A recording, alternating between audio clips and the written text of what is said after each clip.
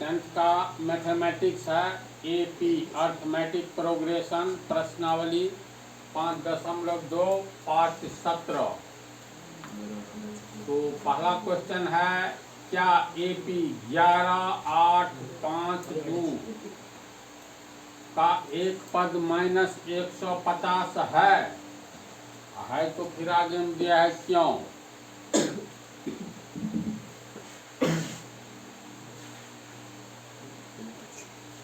AP दिया हुआ है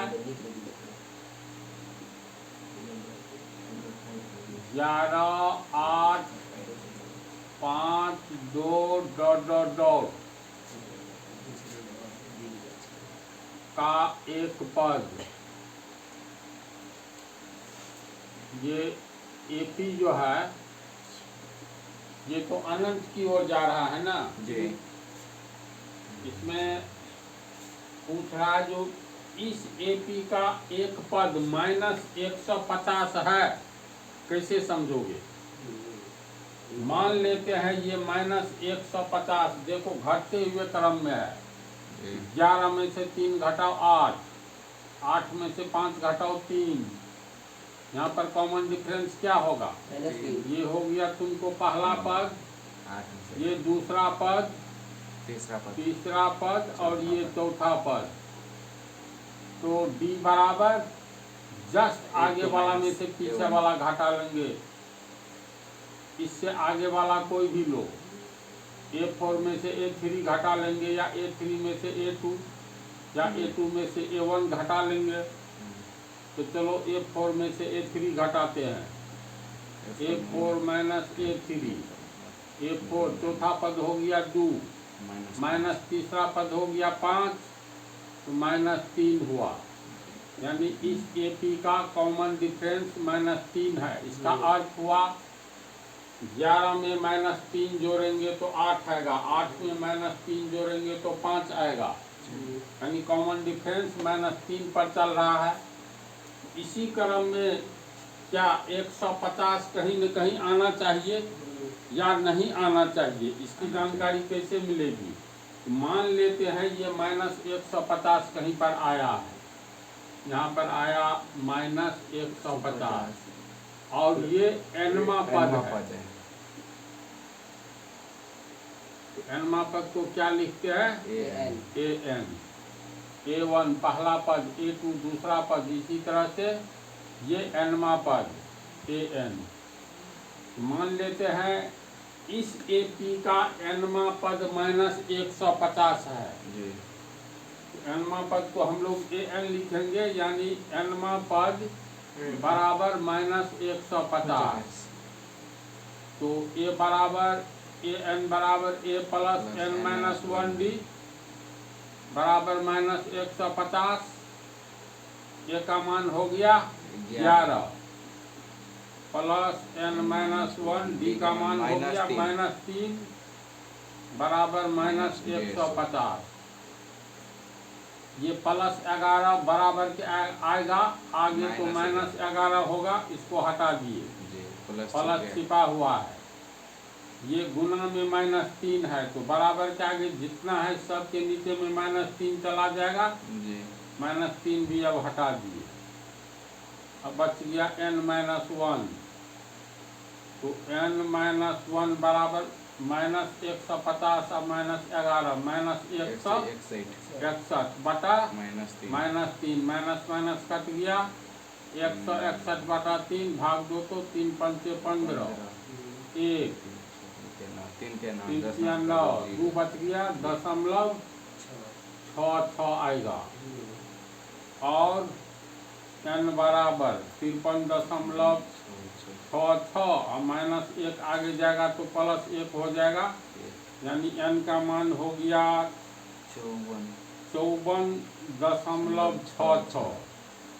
अब इसका अर्थ हुआ इस AP का 54.6वां पद है।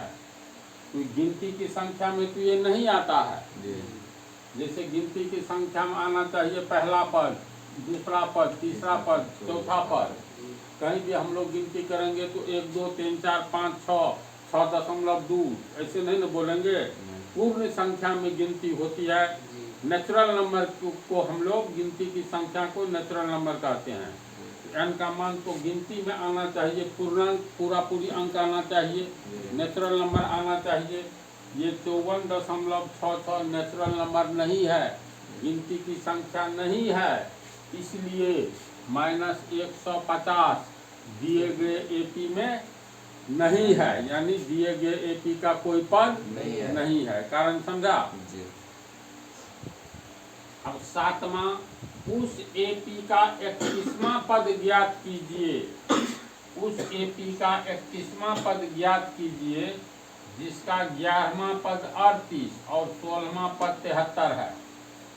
यानी 11वां पद 38 है तो 11वां पद को A11, ये 38 है, इसके बाद 16वां पद 73 है, यानी A16 बराबर 73। ज्ञात क्या करना है? 31वां पद A31 कितना होगा ये ज्ञात करना है। तो A11 को तोड़ेंगे, 11वां पद बराबर क्या होगा?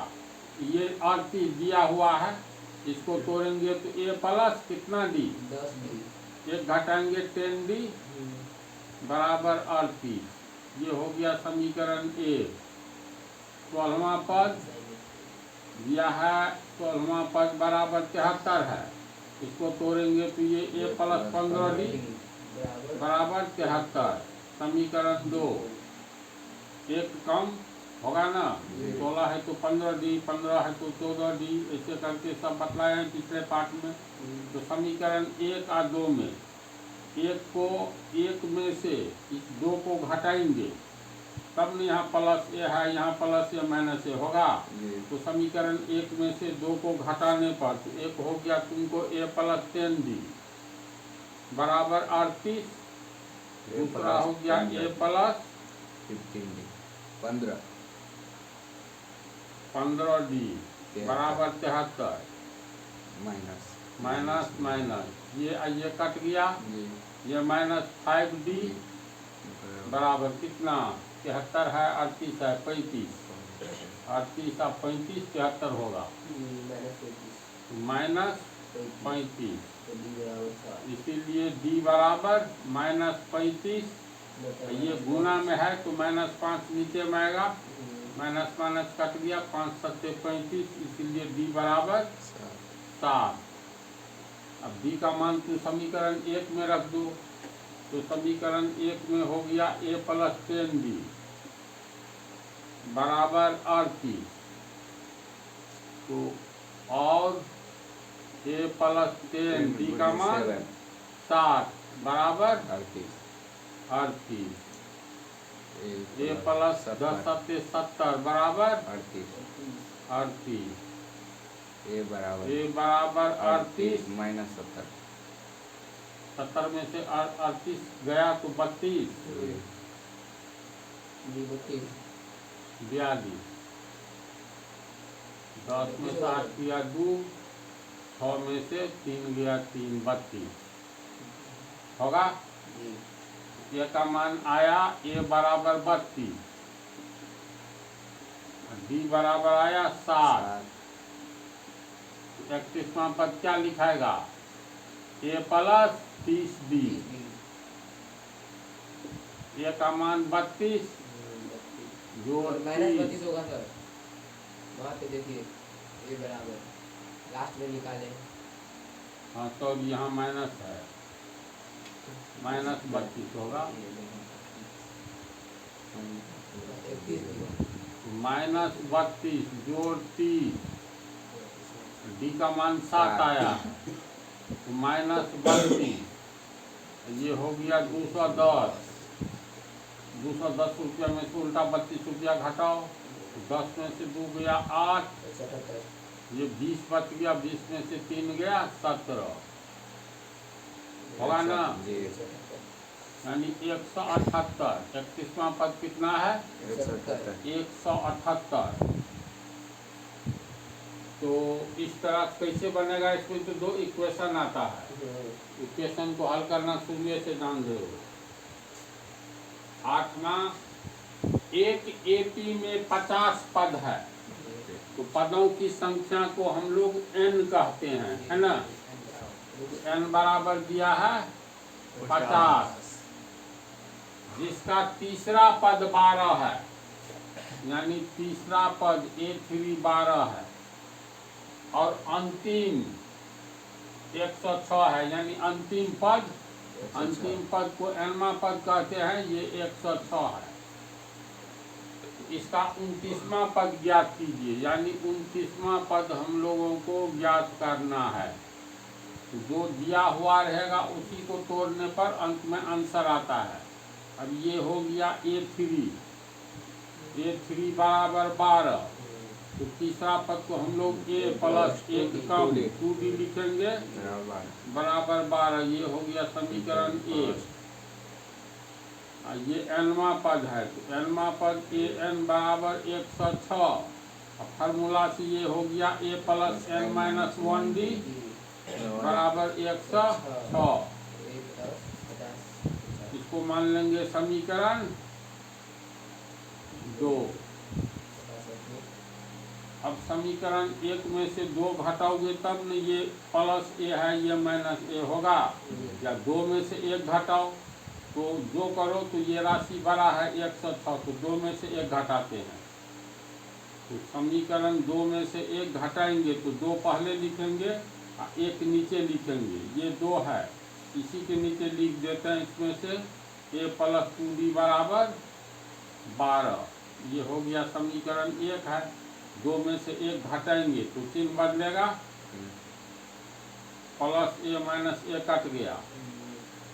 अब ये नहीं मिल रहा है तो ये उतारेंगे तो n minus 1D minus 2D बराबर हो गया 106 में से 12 घटाओ 94। इतना हुआ। ये हो गया तुमको n minus 1D minus 2D बराबर 94। n का मान देखो दिया हुआ है, तो 50 में से 1 दिया 49D माइनस 2D बराबर 94। 43D हो गया बराबर 94। इसीलिए D बराबर 94 बटा 47। 47 दूनी 94, इसलिए D बराबर 2 होगा ना। D का मान रख दो तो इस समीकरण में, तो छोटा वाला समीकरण यही है, समीकरण 1 में रख दो। A प्लस 2D बराबर 12, A प्लस 2D बराबर 12 और A प्लस 2 D का मान 2 बराबर 12 और A प्लस 2 दूनी 4 बराबर 12 और A बराबर 12 माइनस 4, इसलिए A बराबर 8। तो A का मान आया, A बराबर आया 8, D बराबर 2। तो 29वां पद क्या होगा, A प्लस 28D। ये हो गया 8 प्लस 28 गुने 2, 8 28 दूनी 56 और 56 8 64, यानी 29वां पद कितना होगा 64। समझ गया। ये सब हिसाब में कोई दम नहीं है। अब अगले पार्ट में